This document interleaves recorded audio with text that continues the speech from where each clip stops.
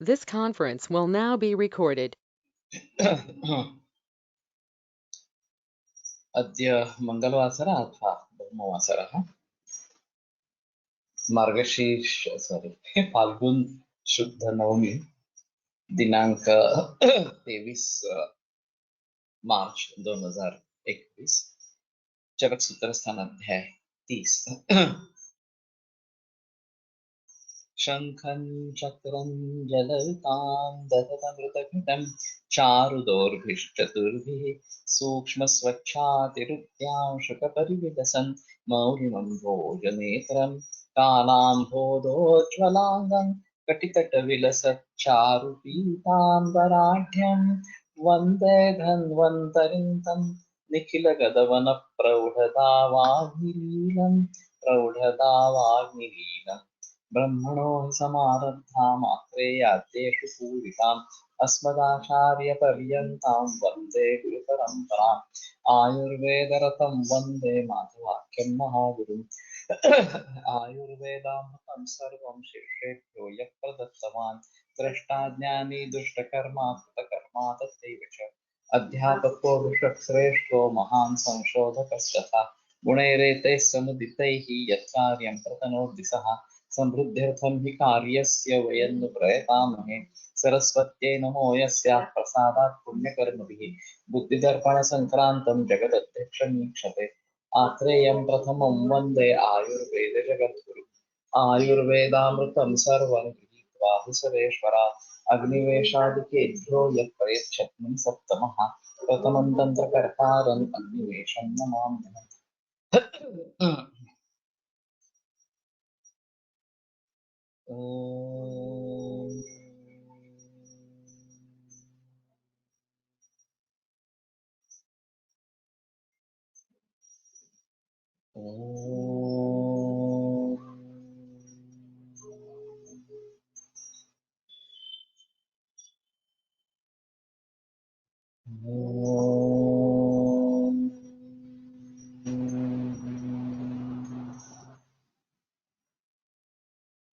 ओम शांति शांति शांति।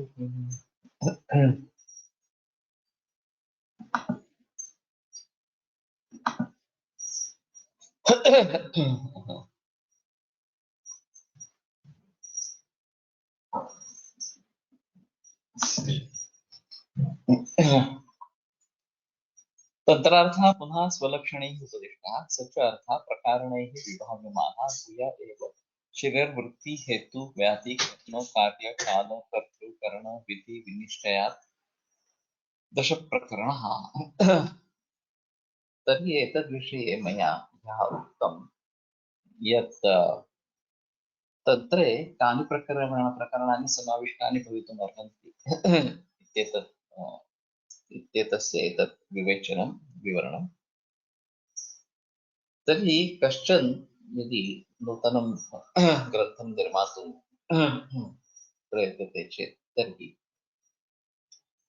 तेन सर्वेपि एते भावाः अथवा इमानि सर्वाणि प्रकरणानि अवश्यमेव अन्वेष्टव्यानि, तत्र तेषां समावेशः करणीयः। तो तानि च प्रकरणानि केवलेन उपदिष्यन्ते तन्त्रेण।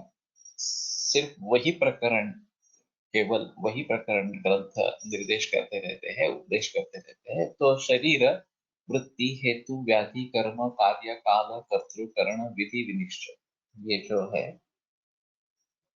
इन सभी के बारे में विनिश्चय, शरीर वृत्ति हेतु व्याधि कर्म कार्य काल कर्तृ करण विधि, इन सभी का विनिश्चय। तो ये 10 है इस प्रकार से।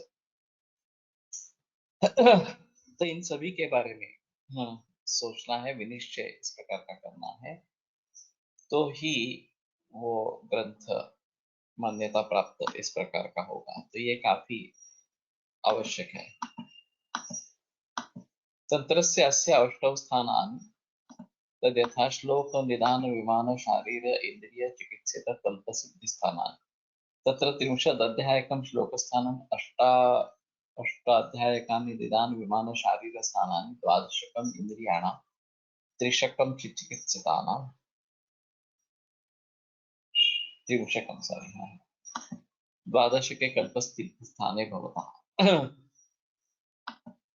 तो अभी ये जो वर्णन है इसके अनुसार ये शायद दृढ़बल ने संपूर्ण किए हुए इस प्रकार के है। अग्निवेश संहिता में जो दृढ़बल ने संपूर्ण किए हैं वो छोड़कर बाकी अध्याय होने चाहिए थे। भवति छात्र द्वैत्रिंशके द्वादशकं त्रयञ्च त्रीण्यष्टकानि येषु समाप्तिः उक्ता श्लोकौषधारिष्टविकल्पसिद्धिनिदानमानाश्रयसौज्ञकेषु। तो वही अर्थ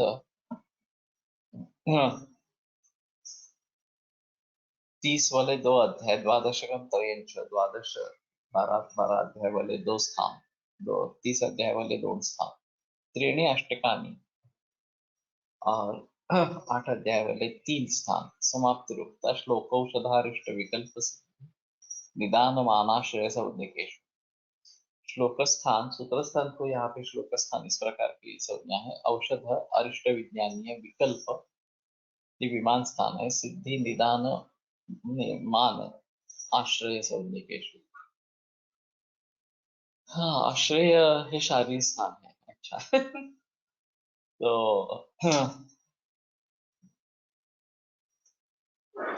विकल्प ये कल्प स्थान है, तो उसके आधार पर ये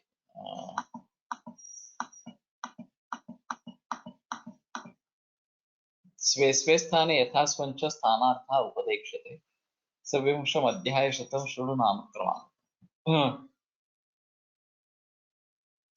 उस स्थान में यथास्वम स्थानार्था उपदेक्षते, जो स्थानार्थ है उसका उपदेश किया जाता है।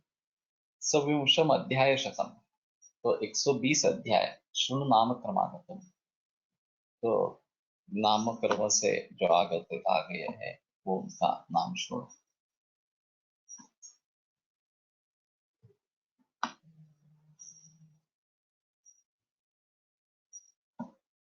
दीर्घं जीवोप्यपामार्ग तण्डुलारकथादिकौ षड्विरेकाश्रयश्चेति चतुष्को भिषिताश्रयः।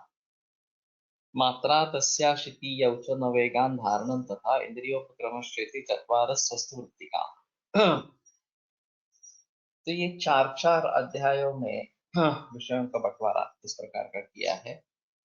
तो पहला चतुष्क जो है भेषज चतुष्क इस प्रकार का बताया गया है। बीच में हमने एक कोलटकर प्रतिष्ठान के द्वारा चरक के इस भेषज चतुष्क तो चतुष्क है सूत्र स्थान के उसके बारे में गोष्ठी की थी।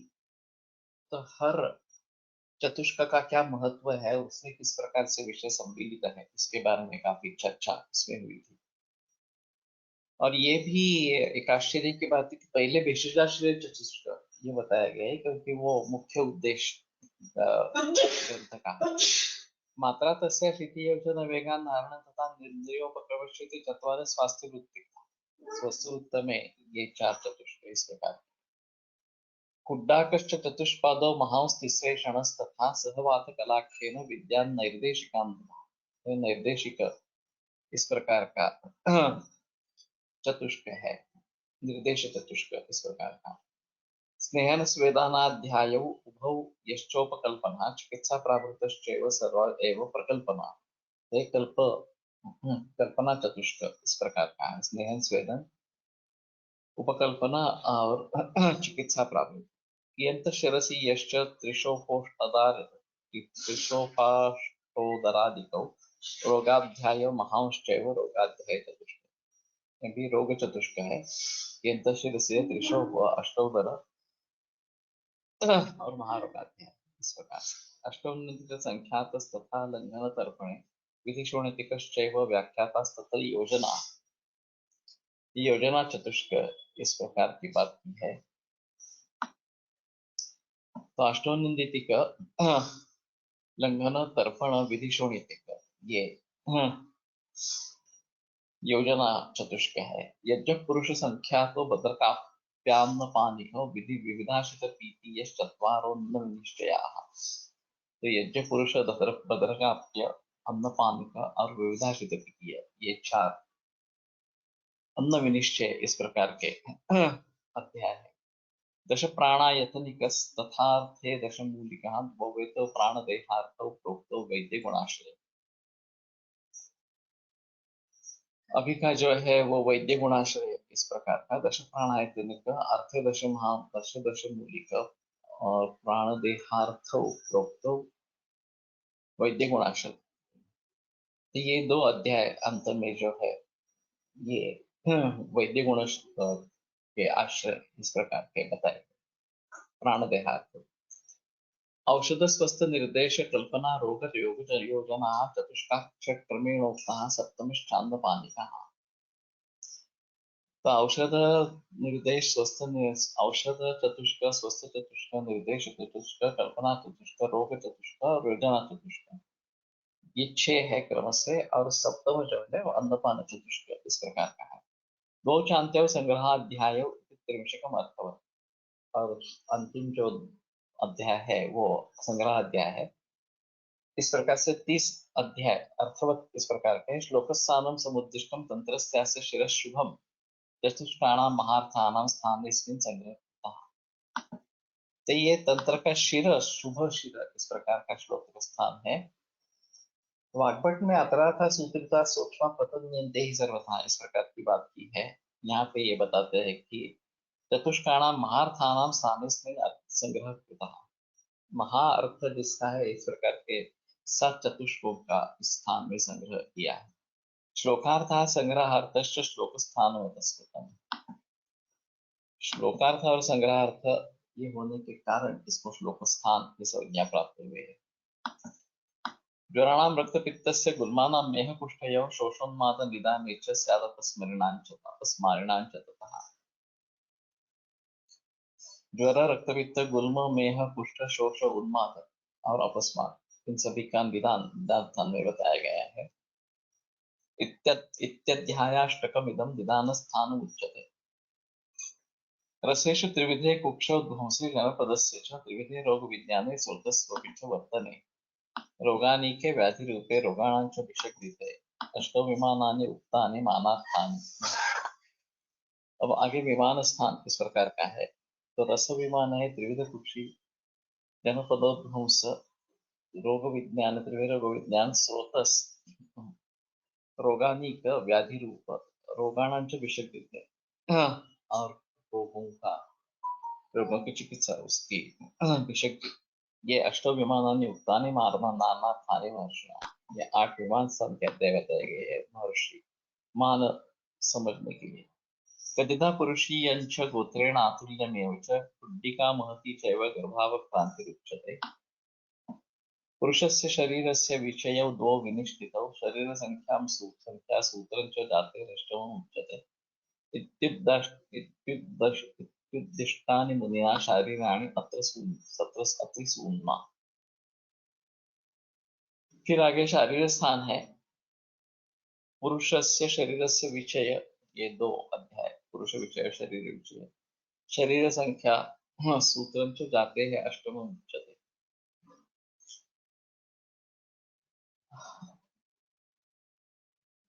तो शरीरस्य पुरुषस्य विषय शरीर संख्या सूत्र जाति और कुछ समाविष्ट होगा। हाँ, कतिधा पुरुष ये इससे आरंभ होता है। कतिधा पुरुष पहला अतुल्य गोत्र, ये दूसरा कुड्डिका महती छह गर्भावक्रांति 3 और 4 पुरुष से शरीर से विषय ये 2 और शरीर संख्या सूत्र अष्टम जाति। इस प्रकार से वो 8 अध्याय हो गए। वर्णस्वरिया पुष्पाख्या तृतीया परिमर्शना। अब इंद्रिय स्थान के बारे में बात करते हैं। चतुर्थ इंद्रियानिका पंचमा पूर्वरूपिका चतमानि शरीरियः पन्नरूपो अपि अवाक्षराः अणुज्योतिरिति ख्यातस्तथा गोमय चूर्णवान् द्वादशाध्यायकं स्थानम् इंद्रियाणाम् इति स्मृतम्। तो इंद्रिय स्थान 12 अध्यायों का इस प्रकार का। अभयामलकीयञ्च प्राणकामीयमेव च कर्तृचित्तकं वेद समुत्थानं रसायनं संयोगशरं मूलीय मूलीयम आसिक्त क्षीरकम तथा माशपर्णभृति पुमान जातवलादिकम। ये दो रसायन और वाजीकरण के अध्याय और उसके चार चार चरण इस प्रकार के बताए गए। चतुष्कद्वयम अप्येतत् अध्यायद्वयेन उच्यते रसायन विधिज्ञेयं वाजीकरणं। विरामरक्तपित्तस्य गुल्मानां मेहकुष्ठयोः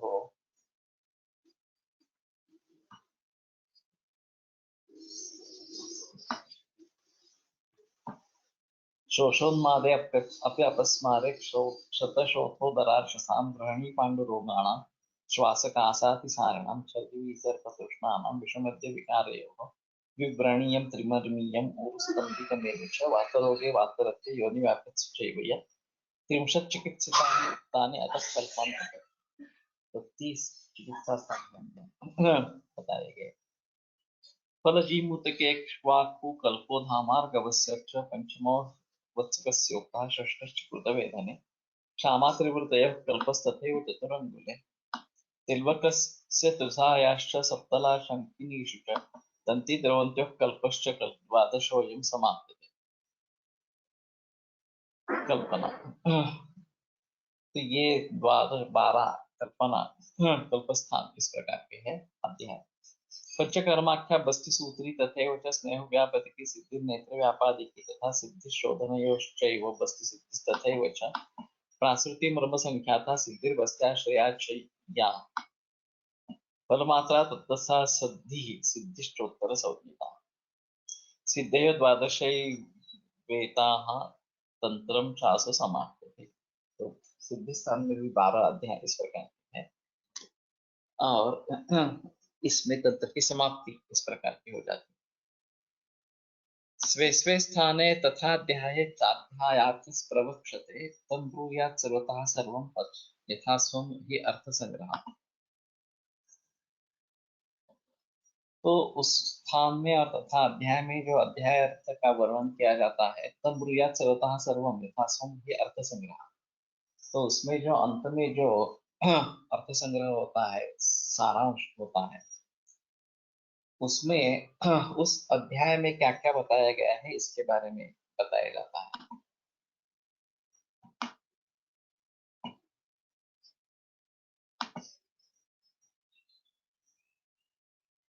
तो भगवंती 4 तरह करके श्लोक होते रहते हैं।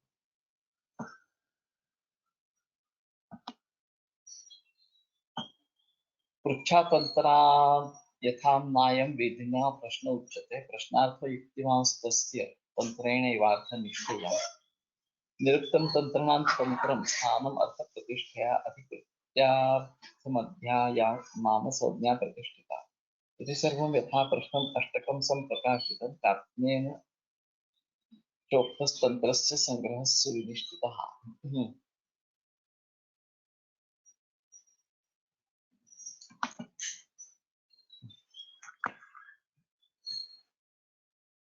चतुष्क संकल्पना की है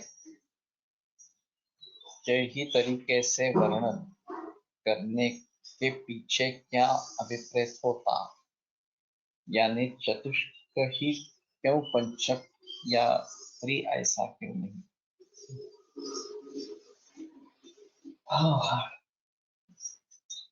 ये काफी मुश्किल है बताना।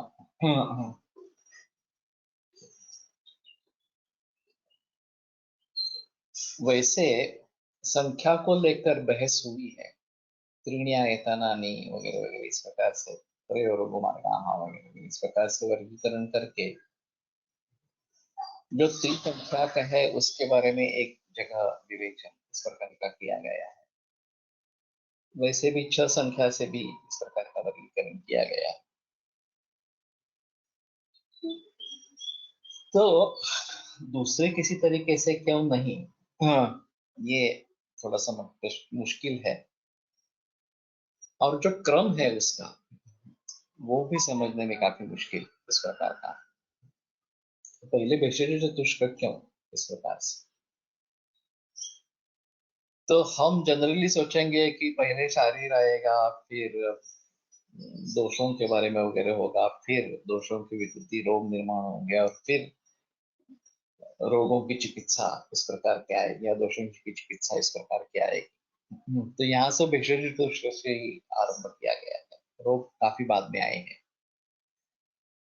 तो ये चरक की अलग शैली है, और उसके किस भली भांति समझ पाना ये काफी मुश्किल इस प्रकार का है।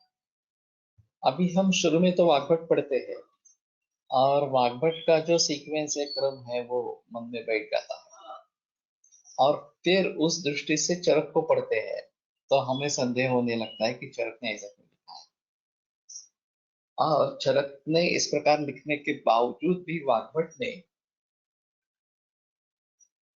ते अर्थात ग्रंथबंधश्च संक्षेपाय क्रमोन्यथा, संक्षेप के लिए क्रम बदल लिया है, ऐसा वाग्भट का कहना है। जो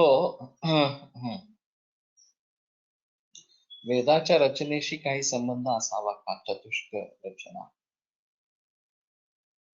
मेरा वेदों का अध्ययन तो नहीं है, जो केवल कुछ सूक्त थे में करते समय, लेकिन इस दृष्टि से वेद का अध्ययन नहीं किया गया है, तो शायद इसके बारे में बताना मुश्किल होगा थोड़ा सा।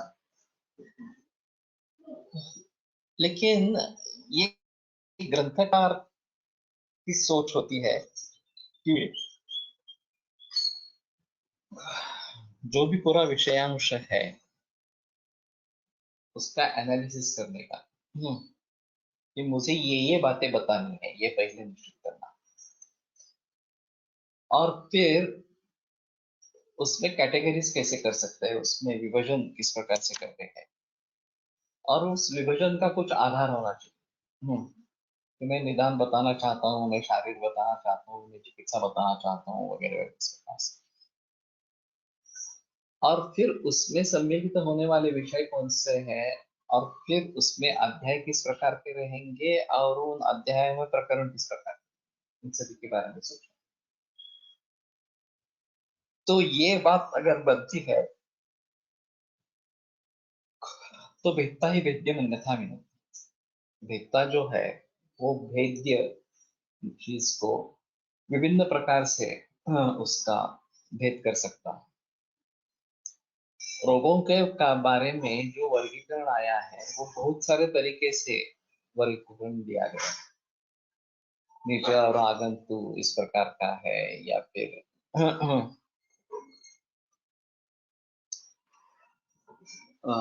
आधिदैविक आध्यात्मिक वगैरह आदि भौतिक इस प्रकार का भी वर्गीकरण है। तो जिस तरीके से हम उसकी तरफ देखते हैं उसके आधार पर वर्गीकरण भिन्न भिन्न इस प्रकार का हो जाता है। और हर एक की एक खासियत होती है कि उससे कुछ विशेष अर्थ सब ध्यान में आता है इस प्रकार के वर्गीकरण से। अभी ये कंप्यूटर का जमाना है, और एक बार आपने डाटाबेस स्ट्रक्चर डिसाइड कर लिया तो उसी डाटाबेस स्ट्रक्चर को आप विभिन्न तरीके से देख सकते हैं, विभिन्न तरीके से इंडेक्सिंग उसके ऊपर ले सकते हैं, और वो अलग अलग जानकारी इस प्रकार की एक बार ढांचा बन गया कि ये मुझे करना है। जब हम स्कंद कोश पे ऊपर काम कर रहे थे, हाँ, और मैं सचमुच पागल हो गया क्योंकि 40,000 रिकॉर्ड्स भरे हुए थे, लेकिन उसमें कुछ भी मार्गदर्शक तत्व नहीं। और फिर रैंडम जैसी डाटा एंट्री हुई थी, और उसमें से मार्ग कैसे निकालना, ये मेरे लिए बड़ी दिक्कत वाली बात थी। तो फिर मैंने सोचना किया कि लक्षण कोश के बारे में मैं सोच रहा हूँ। लक्षण कोश किसका कोश है? लक्षणों का कोश है। तो पहला जो फील्ड है वो लक्षणों का ही होना चाहिए, L1 ऐसा उसको नाम दे दिया। और फिर हमने क्या किया था कि शिरस शूल्य लक्षण है, तो उसमें शूल लक्षण है और शिरस बड़ी पार्ट है, तो शूलम शिरस इस प्रकार से उसको विभक्त करना, और L1 L2 इसमें वो डाल देना। और शिरस से भी हमें शूल ढूंढना है, और शूल से भी शिरस ढूंढना है, ये दोनों आवश्यक थे। तो कहीं भी डालेंगे तो भी चलेगा, ऐसा मैंने शुरू में सोचा। पर जब मैंने ये देखना आरंभ किया कि ये लक्षण कोश है, तो पहला फील्ड निश्चित रूप से लक्षण ही होना है, उसी से शुरुआत है। जस्ट शूलम शिरसी इस प्रकार का होना है। अभी शिरसी शारीर भाव है, तो उसका एक अलग फील्ड बनाया कि जो भी शारीर भाव होंगे वो उसमें जाएंगे। और फिर पता चला कि शारीर भाव के विशेषण भी है। स्रावः कफस्य पीत वर्ण से इस प्रकार की रिकॉर्ड है। तो स्राव लक्षण है, कफ शारीर भाव है, और उसका पीत वर्ण उसका विशेषण है इस प्रकार से। तो उस विशेषण का एक फील्ड अलग कर दिया। शारीरेतर भाव ये इच्छा आतप्य वगैरह इस प्रकार की है, तो उसके लिए एक अलग फील्ड कर दिया। फिर व्यक्ति के लिए एक फील्ड अलग कर दिया, अवस्था के लिए एक फील्ड अलग कर दिया, काल के लिए एक फील्ड अलग कर दिया। तो मैंने एनालिसिस किया कि लक्षण से जुड़े कौन से शब्द हो सकते हैं। ये बेसिक लक्षणों का कोश है। एक लक्षण को लेंगे तो उसके साथ कौन से शब्द जुड़े होते हैं, और उनकी कैटेगरीज यही पे खत्म होती है। बस इतने ही शब्द निकलते हैं। कोई विशेषण होगा लक्षण का, शारीरादि भाव होगा उसका विशेषण होगा, शारीरेतर भाव होगा उसका विशेषण होगा, व्यक्ति विशेष इस प्रकार के कुछ होंगे, कालवाचक कुछ पद होंगे, अवस्थावाचक कुछ पद होंगे, कुछ हेतु भी रहेंगे लक्षण के इस प्रकार से। तो जितने हो सकते हो 40,000 एक बार बार बार बार बार देख के मुझे ये तसल्ली हो गई कि बस इतना ही है, इसके आगे कुछ नहीं। तो फिर डाटाबेस स्ट्रक्चर बन गया। अभी लक्षण लक्ष्य कोश ये मेन हिस्सा रहा, प्रथम खंड जो है उसका। और लक्ष्य लक्षण कोश, उसी को हम दूसरे तरीके से लक्ष्य के तरीके से देखते हैं। तो हर लक्ष्य के जुड़े लक्षण कौन कौन से है, चाहे पूर्व रूप हो, ऋष्ट लक्षण हो, प्रत्यात्म लक्षण हो, जो भी है वो सभी हमें लक्ष्य की दृष्टि से। तो ये दूसरा उसका उपयोग इस प्रकार का हुआ। एक ही रिकॉर्ड से हम दो तरीके के लक्षण लक्ष्य कोश और लक्ष्य लक्षण कोश दोनों देख सकते हैं। और ये जो बाकी शारीरादि भाव, शारीरेतर भाव, कालवाचक पद वगैरह, इनके परिशिष्ट बन गए कि लक्षण संबद्ध शारीरादि भाव, लक्षण संबद्ध शारीरेतर भाव वगैरह वगैरह इस प्रकार से। तो उसमें एक शिर हमने ले लिया। तो शिर से शूलम, शिर से वेदना, शिर से पीड़ा, शिर से दाह वगैरह, ये सभी जो है वो हमारे सामने आ गई। हाँ। अब उसका क्रॉस रेफरेंसिंग फर्स्ट वॉल्यूम में दे दिया गया कि ये लक्षण शिर से शूलम, ये लक्षण 1050 पेज पर 10वीं कक्षा पंक्ति पर राइट कॉलम या लेफ्ट कॉलम में इस प्रकार का है। और ये सब कंप्यूटराइज्ड प्रोग्राम होने के कारण उसमें एक भी भूल नहीं, क्योंकि ये प्रोग्राम के जरिए आया है। तो ये भी काफी दिक्कत वाली बात थी कि डबल कॉलम प्रिंटिंग कैसे करेंगे। मैंने डिक्शनरी देखी थी कि डबल कॉलम प्रिंटिंग मराठी में है, तो मैंने वहां पे जाकर पूछा BSNL में कि ये डिक्शनरी कैसे छपती है। तो उन्होंने कहा नहीं नहीं, हमने इंडेक्स अल्फाबेटिकल इंडेक्सिंग नहीं किया है, हमने नहीं किया है। अंग्रेजी को लेकर फिर उसके आधार पर अल्फाबेटिकल लिस्टिंग बना दिया, और फिर उसका मराठी जो है वो छप दिया इस प्रकार से। तो मैं समझ गया कि नहीं, ये इस प्रकार से नहीं होगा। तो राजन वाक करके हमारे प्रोग्रामर है जो अभी प्राकृतिक कोश के लिए भी काम करते हैं। तो उन्होंने सुझाव दिया कि ऐसा करते हैं, हर रिकॉर्ड फिक्स कर लेते हैं और उसमें रैक कमांड होनी चाहिए कि 45 कैरेक्टर के बाद वो नीचे आना चाहिए। तो 45 कैरेक्टर्स के दो कॉलम रहेंगे। अब ये रैप कमांड भी काफी मुश्किल हो गई।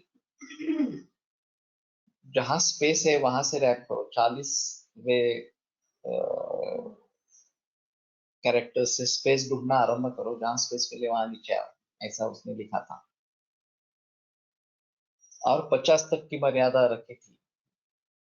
लेकिन एक शब्द ऐसा निकला वो 39 से शुरू हुआ और 50 से आगे चला गया। तो प्रोग्राम अटक गया वहां। फिर वो बोले नहीं ये तो नहीं होगा। फिर आकार इकार उकार वगैरह यहाँ पे शब्द को तोड़ना ऐसा किया। फैमिली इस प्रकार का एक अलग उसको टेबल दे दिया। तो ये करके रैप कमांड हो गई तो 2 कॉलम में हो गया और एक रिकॉर्ड अगर 2-3 पंक्तियों में है तो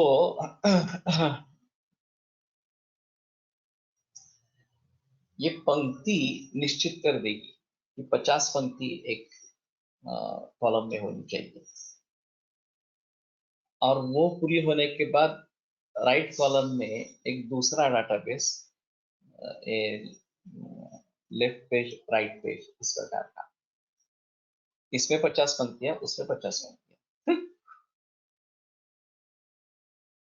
और फिर एक तीसरा डाटाबेस कि इसकी पहली पंक्ति उसकी पहली पंक्ति ये दोनों साथ में रखकर एक पंक्ति बनानी है। इस प्रकार से बीच में एक लाइन है और इस प्रकार ये 100 पंक्तियों का एक पेज बन जाएगा।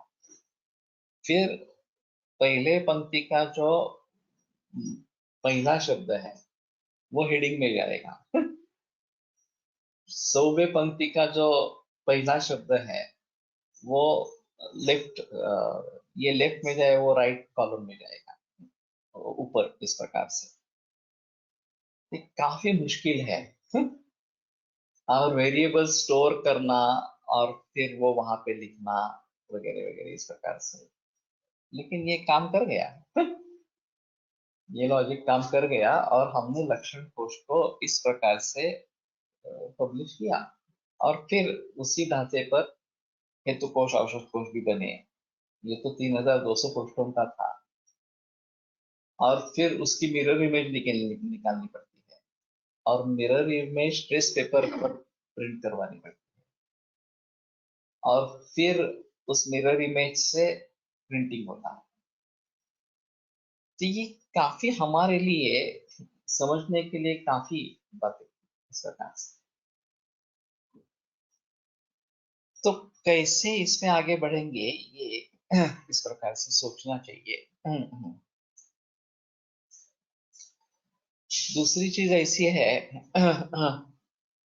कि ये शारीरादि भाव से परिशिष्ट बना, शारीरेतर भाव से बना, काल विशिष्ट, कालवाचक लक्षण संबद्धानि, कालवाचक पदानि, अवस्था वगैरह वगैरह, इन सभी के बारे में इस प्रकार के परिशिष्ट बने। औषध कोश में तो काफी परिशिष्ट बने कि एक कोई द्रव्य है उससे संबंध कौन कौन से औषध है, एक औषध योग है उसके संबंध कौन से औषध है इस प्रकार से वगैरह वगैरह। शूल रुषा वेदना इत्यादि किंचित फरक लक्षण कोश संदर्भात जरा विस्तारपूर्वक सांगा। काफी बड़ा इस प्रकार का विषय है। कोशिश तो हमने बहुत की है। जो भी संदर्भ है वो आपके सामने आ जाता, लेकिन उसमें से अर्थ कैसे निकालना है। एक शुरू में ऐसा लगा था कि ये हर शब्द का एक अलग अलग अर्थ है, हर शब्द की निरुक्ति अलग अलग है और उस पर्टिकुलर निरुक्ति को या उस पर्टिकुलर अर्थ को ध्यान में रखते हुए उस शब्द का प्रयोग हुआ। जैसे संधिगतवाद की कंडीशन है, अंतिसंधिगत संधि शूलाटोपव करोति च। संधिगत अगर बात हो जाता है तो हंति संधि, संधि का हनन करता है और शूल और आटोप ये दोनों करता है। अब शूलाटोपो द्विवचन है तो इसका मतलब होगा कि शूल और आटोप दोनों साथ में होंगे तो सूजन भी होगी और वेदना शूल भी होगी। प्रसारणा कुंचन प्रवृत्ति संवेदना, प्रसारण और आकुंचन करते समय संवेदन इस प्रकार की प्रवृत्ति होगी तो वो वेदना इस प्रकार की है। उस इसका नाम, लक्षण का नाम वेदना है। अब अगर हम इसको भली भांति समझ पाते हैं तो जब कोई मरीज हमारे पास आता है शूल है और आटोप है या शोथ है, तो उसको शूल कहेंगे। और आकुंचन प्रसारण करते समय अगर वेदना होती है तो उसको वेदना कहेंगे। अब बात यह है कि वेदना के लिए किस प्रकार की चिकित्सा है और शूल के लिए किस प्रकार की चिकित्सा, ये ढूंढेंगे तो वहां पे इस प्रकार की चिकित्सा है ही नहीं। वहां पे वायु धातु क्षयत्व मार्ग से आवरणेन वा, ये सूत्र है। और अगर धातु क्षय से वात प्रकोप है तो किस प्रकार के द्रव्य का प्रयोग करना है, और मार्गावरोधजन्य अगर वात प्रकोप है तो लंघन पाचन वगैरह ये सब चिकित्साएं आती है। तो लक्षणों के आधार पर वहां चिकित्सा है ही ऐसा नहीं है। दूसरी जगह शिर पार्श्व बस्ती पार्श्व शिरशूली व्याघ्री गोक्ष और साधिताम, यहाँ बस्ती पार्श्व शिरशूल इस प्रकार का लक्षण बताया गया है। अब इन तीन अवयवों के साथ इस प्रकार की वेदना हो, शूल हो, जो व्याघ्रिक अक्षर साधिता पेयादीनी है, ऐसा वहां पे निर्देश है। तो शूल शब्द का प्रयोग कहाँ होता है, वेदना कहाँ कहाँ होता है, गुर्जा कहाँ पे होता है, ये बताना काफी मुश्किल है। सभी संदर्भ तो इकट्ठा हो जाते हैं लक्षण कोश में, और इस लक्षण के लिए 10-10 पृष्ठ है। एक पृष्ठ में 100 पंक्तियां हैं, और मानो एक पंक्ति में एक ही लक्षण हो या 2-3 पंक्ति में एक लक्षण हो, तो भी 10-10 अगर पृष्ठ है तो करीबन 950 900 इतने रिकॉर्ड्स है एक शूल के लिए।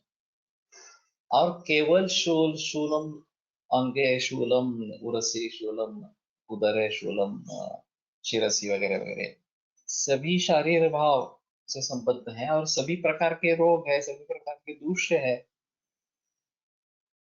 तो ये काफी मुश्किल मामला हो जाता है। मैंने शुरू में ऐसा सोचा था कि शूल अगर हमारा निदान है, इसको हम क्या कहेंगे, ये एक अहम मुद्दा रहता है कि इसे शूल कहे, वेदना कहे, रुझा कहे, पीड़ा कहे, क्या कहे इस प्रकार से। और उसके लिए स्पेसिफिक कोई दवा बताई गई है तो हमारे लिए आसान होगा। ये मामला ऐसा ही है ऐसा नहीं है। ये मामला और भी संगीन इस प्रकार का है। तो चिकित्सा की दृष्टि से कैसे इस बात को देखिए, ये एक अलग चीज इस प्रकार की रहेगी। और शायद ये लक्षण पर्याय के रूप में भी आते हैं एक दूसरे के लिए, और अलग भी होते हैं, दोनों पॉसिबिलिटीज है। तो संदर्भ के अनुसार ही उसका अर्थ लेना है, और फिर उसके आधार पर चिकित्सा करनी है। ये एक इसमें अहम इस प्रकार का मुद्दा रहेगा। तो पृच्छा तंत्रात यथान्यायम विधिना प्रश्न उच्चते, जैसे ये वेद बताता है उस प्रकार से अगर तत्र पृच्छा होती है, सवाल पूछा जाता है, तो उसको प्रश्न कहते हैं, विधिना, विधि से पूछा जाता है। तो अग्निवेश ने कई जगह इस प्रकार के प्रश्न पूछे हैं आत्रेय से, और आत्रेय ने यथा प्रश्न उत्तर दिए हैं। वैसे प्रश्न पूछे उसी क्रम से उसको उत्तर दिए हैं। प्रश्नार्थ युक्तिमांस तत्र तंत्रेण एवं अर्थ विनिश्चय। तो प्रश्नार्थ जो है वो युक्तिमान इस प्रकार का है, और तंत्र से ही अर्थ विनिश्चय इस प्रकार का होगा। तो ये जो बात कही गई है कि सवाल पूछे जाते हैं, प्रश्न पूछे जाते हैं, और फिर उसके उत्तर दिए जाते हैं, दोनों तंत्र के ऊपर निर्भर है। तो तंत्र से ही अर्थ विनिश्चय इस प्रकार का हो जाता है। अभी कभी भी कुछ भी सवाल पूछे जाते हैं, ये हम विमान स्थान में अचानक कृमि के बारे में पूछा गया, अत्रेय ने कृमि के बारे में जवाब दिया इस प्रकार से। तो समझ लेते हैं कि कुछ विषय चल रहा है, आत्रेय ने कुछ अग्निवेश ने कुछ अलग सवाल पूछा, आत्रेय ने उत्तर दिया। वो ध्यान में रखते हुए इसका निवेश स्थान में कहाँ पे करना है, तंत्र में कहाँ पे करना है, ये अग्निवेश सोच सकते थे। लेकिन जैसे जिस प्रकार से जहां प्रश्न पूछा गया है वहीं पे वो प्रश्न संविधान में भी डाला गया, उसका उत्तर भी वहीं पे डाला गया। कृमि रोग एक अलग रोग है, उसको निदान स्थान में स्थान न देते हुए विमान स्थान में स्थान दे दिया, ये मुश्किल है। विमान स्थान की जो खासियत है, विशेषण नियते ज्ञायते अनेन इति विमानम, इस प्रकार से कि दोष वगैरह इनका प्रमाण जिससे पता चल जाता है वो विमान स्थान इस प्रकार का कहा जाता है। अब कुर्मी का और दोषादि विमान का क्या संबंध है? अगर हम मानते हैं कि हाँ, तंत्र में उसका वही स्थान है, तो उसका कुछ ना कुछ संबंध होना चाहिए जो हमारे ध्यान में नहीं आया। तो चरक के तंत्र निर्माण में काफी इस प्रकार के सवाल उत्पन्न होते हैं, और शायद हम पहले वाक्पट पढ़ते हैं और फिर बाद में चरक पढ़ते हैं, इसलिए हमारे मन में ये सवाल और ज्यादा उठते हैं। अगर शुरू से ही चरक ही पढ़ेंगे तो शायद ये दिक्कत थोड़ी कम हो। अब जामनगर में चरक का प्रचलन ज्यादा है और साउथ में केवल वाग्भट का प्रचलन, इस प्रकार का ये मैंने जिक्र किया था। ये भी बड़ा अजीब माहौल इस प्रकार का है। आयुर्वेद की एक बहुत श्रेष्ठ इस प्रकार की संहिता जिसका साउथ में बिल्कुल ही प्रचलन नहीं, ये थोड़ा अजीब लगता है। हाँ, वाग्भट का प्रचलन सभी भारत में है, इसमें संदेह नहीं है, लेकिन चरक का प्रचलन क्यों नहीं? शायद तत्वज्ञान होने के कारण और समझने में दिक्कत आती होगी, इसके कारण चकर चरक का प्रचलन नहीं रहा इस प्रकार। निरुक्तम तंत्रणात् तंत्रम स्थानम अर्थ प्रतिष्ठा। तो तंत्रण इस निरुक्त से तंत्र जो क्या कह सकते हैं, इसकी मैनेजमेंट करता है या फिर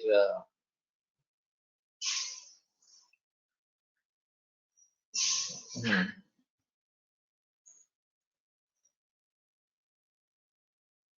जोड़ना, ये भी तंत्रण का अर्थ होगा कि हाँ, विशिष्ट तरीके से अध्यायों को, स्थानों को इकट्ठा करना, ये तंत्रण, और इसलिए उसको तंत्र इस प्रकार की संज्ञा प्राप्ति है। स्थानम अर्थ प्रतिष्ठया, उसमें अर्थ प्रतिष्ठित होता है, इसलिए उसको स्थान ये संज्ञा प्राप्त होती है। अधिकृत्यार्थम अध्याय नाम संज्ञा प्रतिष्ठित, और अर्थ को ध्यान में रखते हुए अध्याय नाम संज्ञा जो है वो प्रतिष्ठित होगी।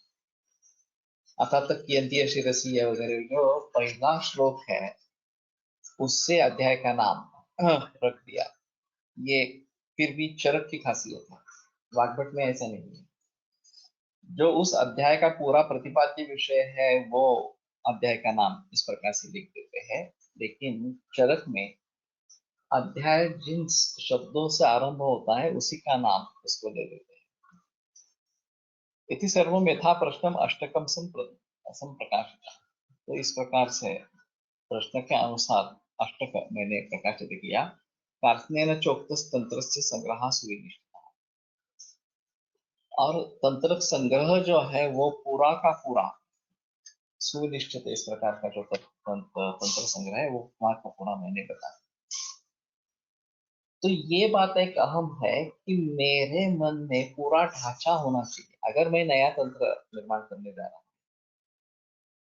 तो निश्चित रूप से मुझे किन किन बारे में, किन किन चीजों के बारे में बात करनी है, क्या क्या बताना है, ये मेरे सामने बिल्कुल क्लियर कट होना चाहिए कि मुझे ये बातें बतानी।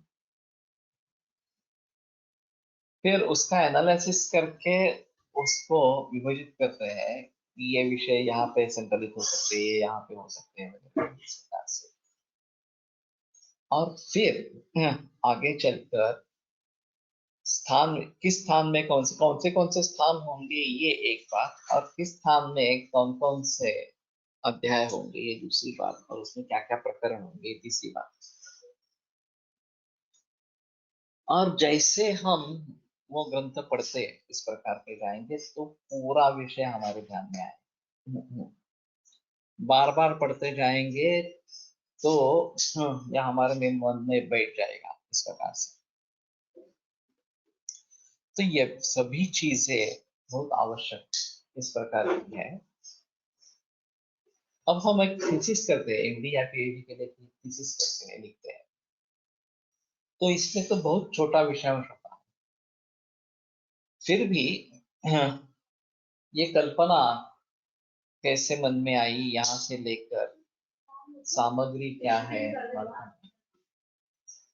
सामग्री उसकी क्या क्या है, कैसे उसका विस्तार करना है, वगैरह वगैरह, इन सभी बातों को ध्यान में रखते हुए एक थीसिस का ढांचा बनता है।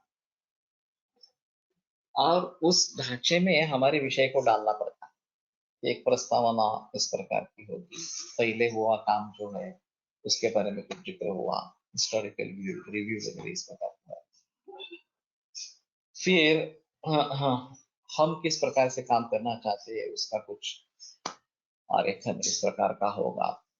फिर हमारे लिए साधन सामग्री क्या है, हम क्या करने जा रहे हैं, वास्तव में क्या करेंगे हम, फिर उसके नतीजे कैसे देखेंगे, उसके पैरामीटर्स क्या होंगे, और फिर उससे निष्कर्ष क्या निकलेगा। तो ये सब बातें ध्यान में रखते हुए थीसिस की रचना की जाती है। अगर किसी बहुत ही छोटे सब्जेक्ट को लेकर इतना सब कुछ करना पड़ता है, तो जब तुम्हारे पास बहुत सारे प्रतिपाद्य विषय है और उनमें एक दूसरे में लिंकिंग इस प्रकार का है, तो उनको ग्रंथ में कैसे उतारना, ये बहुत ही मुश्किल इस प्रकार का काम है। लेकिन प्राचीन ग्रंथकारों ने तो ये किया है। हाँ, और युवानुरूप संदर्भ इस प्रकार के ग्रंथ होते रहने चाहिए। तो ये शिवधनुष्य है, किसी को तो उठाना पड़ेगा। ऐसा तो नहीं है कि मैं नहीं करूंगा, मैं नहीं करूंगा, ऐसे करके छोड़ देंगे। करना तो है ही, क्योंकि युगानुरूप संदर्भ संहिताओं की आवश्यकता है। ये सभी जीवन शैली बदल गई है, खाने पीने की चीजें बदल गई है, वगैरह वगैरह, पर्यावरण प्रदूषित हो गया है, तो काफी मुद्दे नए हैं अभी। तो उनके बारे में सोचना जरूरी इस प्रकार का होगा।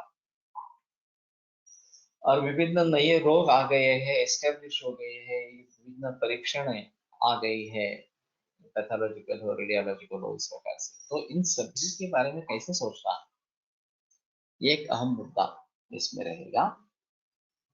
और उस दृष्टि से देखा जाए तो प्राचीन ग्रंथों का निर्माण किस प्रकार से हुआ है, ये ध्यान में रखते हुए आगे के बारे में हम सोच सकते हैं। चरक, सुश्रुत और वाग्भट, इसमें वाग्भट का कहना है कि ऋषि प्रणीते चित्रिशिष्टन मुक्त्वा चरक सुश्रुतो भेड़ाद्दाखिन्द पठ्यन्ते तस्मात् वयं स्वाहा। अगर ऋषि प्रणीत है इसीलिए अगर आप जिक्र करते हैं, तो फिर चरक और सुश्रुत को छोड़कर भेल वगैरह को क्यों नहीं पढ़ते, वो भी ऋषि प्रणीत है। तो मेरा ग्रंथ यद्यपि ऋषि प्रणीत नहीं है, तभी तो भी सुभाषित है। तो जो भी सुभाषित होगा, बाद से भी सुभाषित आता होगा, तो भी वो ग्राह्य है। और ऋषि से भी अगर अच्छा वाङ्मय नहीं आ रहा, तो वो त्याज्य है इस प्रकार से। तो भेल आदि संहिताएं पिछड़ क्यों गई, कि उनमें जो चाहिए था वो नहीं है इस प्रकार से। सिर्फ अग्निवेश का तंत्र ही आगे प्रचलन में रहा इस प्रकार से। तो जो सुभाषित है वही ग्राह्य हो जाता है, वही टिकता है, इस प्रकार की बात वहां पे बताई। तो उसी बात को ध्यान में रखते हुए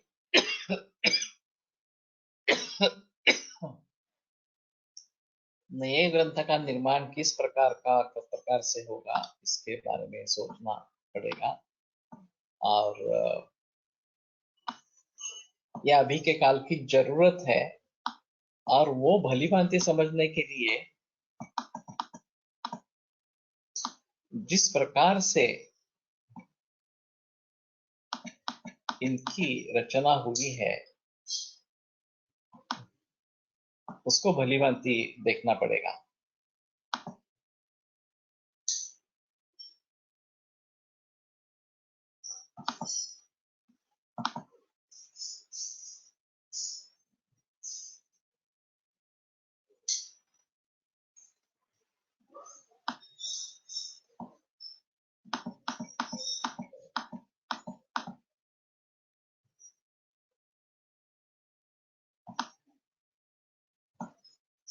सन्तिपाल्लविकोत्पाताः संक्षोभं जनयन्ति ये वर्तकानां विमोत्पाताः सहसैवाविभाविताः सहसैवाविभाविताः तस्मात् तान् पूर्वसञ्जल्पे सर्वत्र अष्टकम् आदिशेत् परावर परीक्षार्थं तत्र शास्त्रविदां बलम् शब्दमात्रेण तन्त्रस्य केवलस्य एकदेशिकाः भ्रमन्ति अल्पबलास्तन्त्रे विद्याशब्देनैव वर्तकाः। विज्ञ वैद्य और अज्ञ वैद्य इनमें किस प्रकार का फर्क होता है ये। संति पाल्लविक उत्पाताः संक्षोभम जनयन्ति। पाल्लविक उत्पात इस प्रकार के होते हैं, तो प्रादेशिक इस प्रकार का, मैंने सोचा पल्लव से पाल्लविक इस प्रकार का है। ये वर्ण जो उड़ते हैं, जोर से अगर वायु बहती है तो पाचोड़ा जिसको कहते हैं, इस प्रकार से जो संक्षोभ निर्माण करते हैं। वर्तका अस्मात् उपस्मात् उत्पतन्ता क्षोभम मनसो जनयति जनयन्ति इति लोक प्रसिद्ध। तो वर्तकी भी इस प्रकार से अचानक उठते हैं, बैठते हैं, इस तरह सहसा एवं अविभाविता, जिनके बारे में कुछ सोचा नहीं है, अचानक इस प्रकार के। तो वाउटर जिसको कहते हैं कि पाल्लविक उत्पात संक्षोभ, ये संक्षोभ निर्माण करते हैं इस प्रकार से, उस प्रकार के वर्तक करके भी उत्पात इस प्रकार के होते हैं। तस्मात् तान् पूर्व संजल्पे सर्वत्र अष्टकम आदिश। तो उनसे बात करते समय ये अष्टक जो बताया, वो उनको बताना है। पूर्व संजल्प जब बोलना आरंभ होता है तो उसी में ये स्थान स्थान स्थानार्थ वगैरह वगैरह जो है ये उनको पूछना है। परावर परीक्षार्थ, ये श्रेष्ठ है या अवर है, कनिष्ठ है, ये इसकी परीक्षा करने के लिए। तत्र शास्त्र विधान बल, जो शास्त्र जानने वाले हैं उनका उसमें बल रहता है। शब्दमात्रेण तन्त्रस्य केवलस्य एकदेशिकाः भ्रमन्ति अल्पबलाः तन्त्रे ज्या शब्देनैव वर्तकाः। कि केवल शब्द को लेकर, एकदेशिक शब्द को लेकर, हाँ, भ्रमन्ति अल्पबलाः, अल्पबल जो है वो उनको जितने सूत्र मालूम है उनके ही बारे में बताते रहेंगे, बाकी पूरे तंत्र के बारे में बताएंगे नहीं इस प्रकार। और फिर हम समझ जाएंगे अरे इसने तो इतना ही पढ़ा है, बाकी और कुछ पढ़ा ही नहीं है, तो उसका महत्व कुछ नहीं है, अवर इस प्रकार का है। तो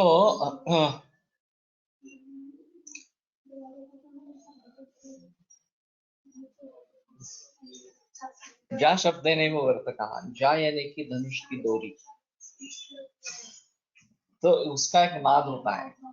शुरुआत में जब युद्ध आरंभ होता है तो सिर्फ ये जा को खींचा जाता है और छोड़ दिया जाता है, तो उसका एक नाद होता है।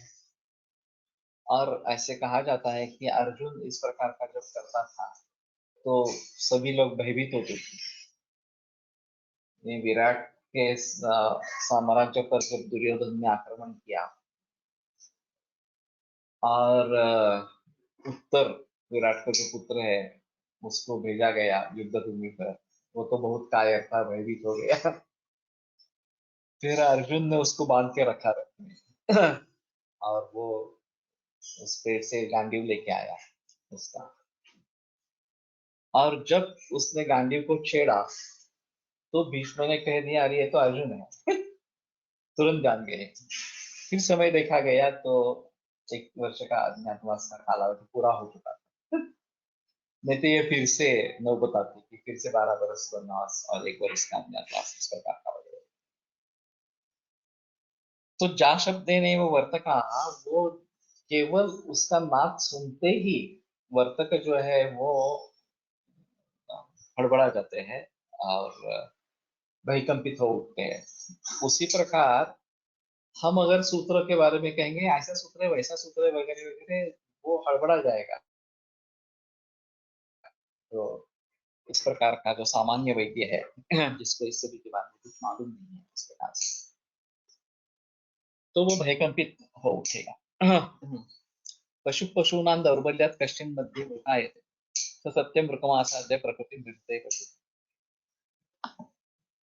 तो अगर पशुओं का दौर्बल्य है तो कोई एक पशु बाकी पशुओं का दौर्बल्य कोई थोड़ा बलवान है तो ये मूर्ख जैसा हो जाता है। बस मैं ही श्रेष्ठ हूँ, मैं ही बलवान हूँ, इस प्रकार का। सत्य मूर्खम असाध्य, लेकिन सचमुच मूर्ख सामने आ जाता है तो प्रकृति में बदलते ही पशु, तो वो नष्ट हो जाता है, मृत्यु हो जाती है उसकी, इस प्रकार की।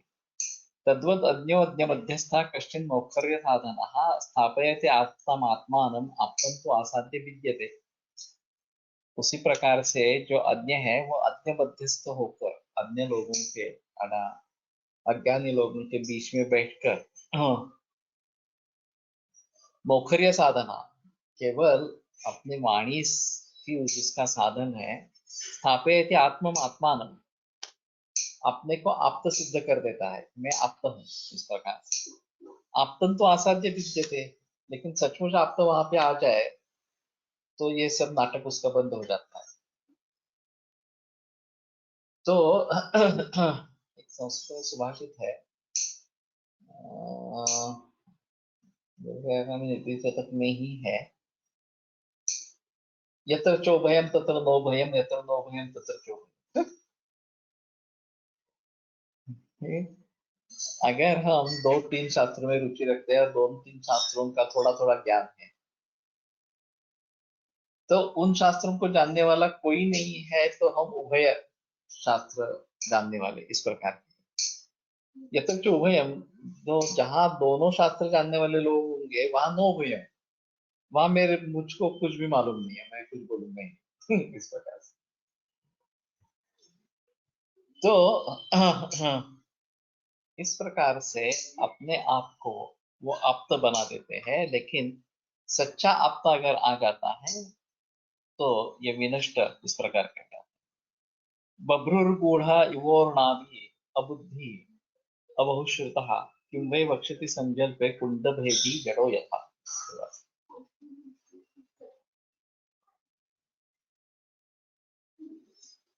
जो अबुद्धि है, अबहुश्रुत है, वो संजल्प में क्या बोलेगा, जैसा कुंडभेदी जड़ नहीं बोल सकता है, या बभ्रुर बूढ़ा युवोर्णा वो नहीं बोलता है, इस प्रकार से।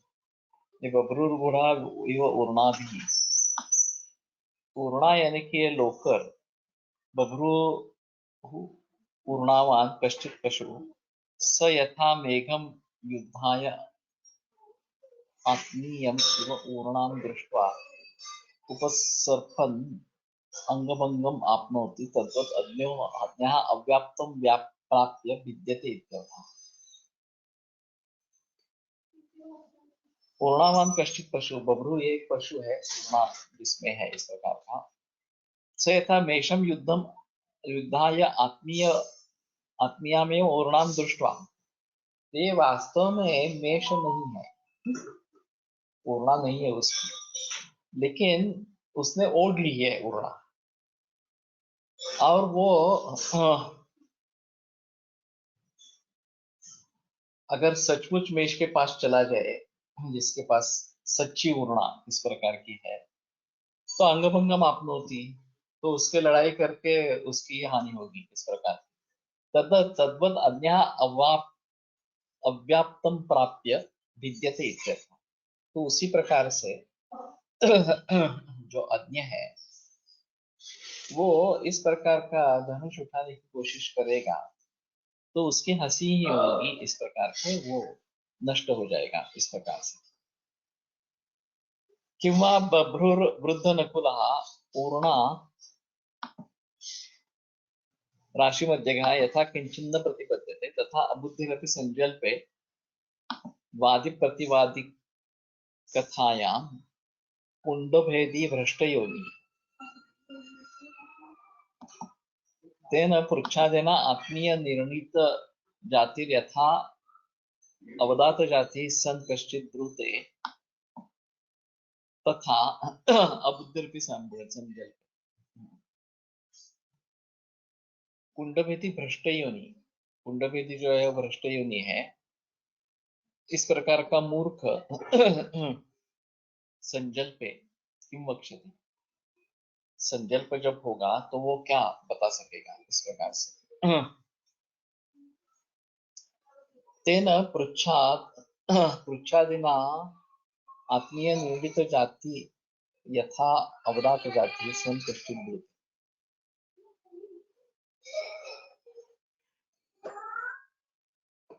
तो भ्रष्ट योनि जो है उसको जाति के बारे में अगर पूछा जाए तो अवदात जाति बहुत अच्छी जाति है ऐसा वो अगर बताता है, तथा अबुद्ध रूपी संजल्पे वो वास्तव में है ही नहीं, तो अवदात यानी कि रमणीय सुंदर इस प्रकार की, और वो उसकी जाति है ही नहीं है।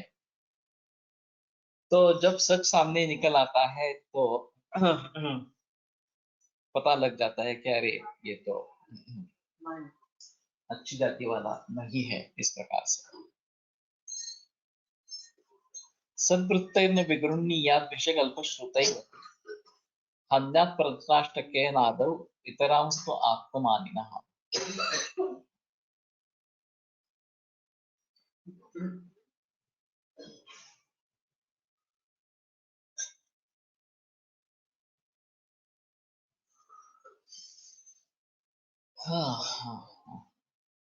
ठीक है, कल थोड़ा बात करेंगे क्योंकि अभी 36 हो गए हैं।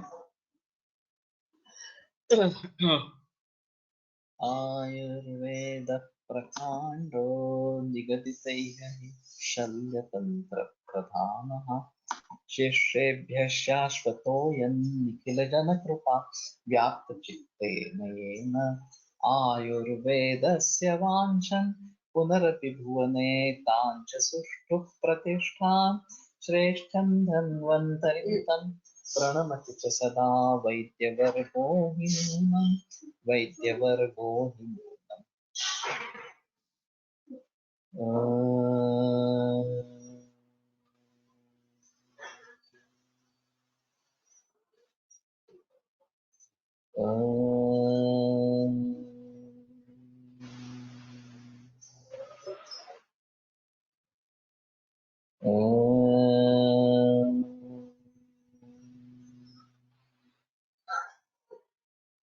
ओम शांति शांति शांति।